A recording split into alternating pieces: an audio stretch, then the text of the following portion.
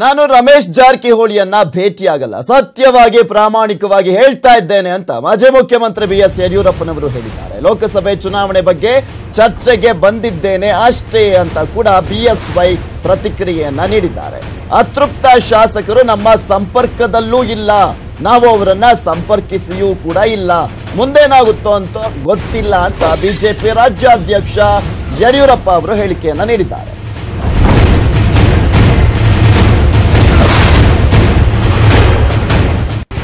ನಾನು ಖಂಡಿತ ಪ್ರಾಮಾಣಿಕವಾಗಿ ನಿಮ್ಗೆ ಹೇಳ್ತೇನೆ, ಆ ಥರ ಯಾರನ್ನೂ ಭೇಟಿ ಮಾಡುವಂಥ ಸಂಬಂಧ ಇಲ್ಲ, ಸಂಭವ ಇಲ್ಲ.